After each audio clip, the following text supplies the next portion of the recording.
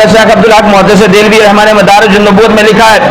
फरमाते हैं कि तमाम अंबिया अलैहिस्सलाम ने अपनी अपनी कौमों को जमा करके फरमाया कि हमारे बाद एक नबी अलैहिस्सलाम तशरीफ लाएंगे। हर नबी ने कहा, सैयदना आदम अलैहिस्सलाम ने फरमाया अपनी कौम से, शीस अलैहिस्सलाम ने फरमाया, नूह अलैहिस्सलाम ने फरमाया, यकूब अलैहिस्सलाम ने फरमाया, फिर उसके बाद इसहाक अलैहिस्सलाम ने फरमाया,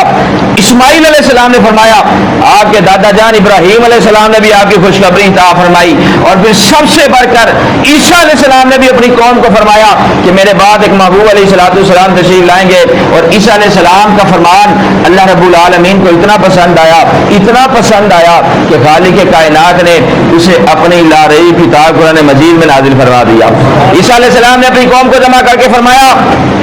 ऐ कौम सुनो, वो बशरम बिरसूल याती मिन बाद इस्मुहु अहमद, मैं एक ऐसे रसूल अलैहिस्सलाम की खुशखबरी देने वाला हूँ जो मेरे बाद तशरीफ लाएंगे,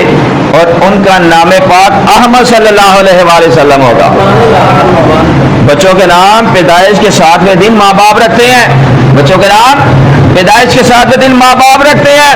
मगर आका अलैहिस्सलाम की विलादत पाक से 570 साल पहले ईसा अलैहिस्सलाम फरमा रहे हैं, लोगों मेरे बाद जो महबूब अलैहिस्सलाम तशरीफ लाएंगे उनका नाम पाक अहमद सल्लल्लाहु अलैहि वसल्लम है। मालूम हुआ कि आका पाक अलैहिस्सलाम का नाम पाक अल्लाह ने रखा,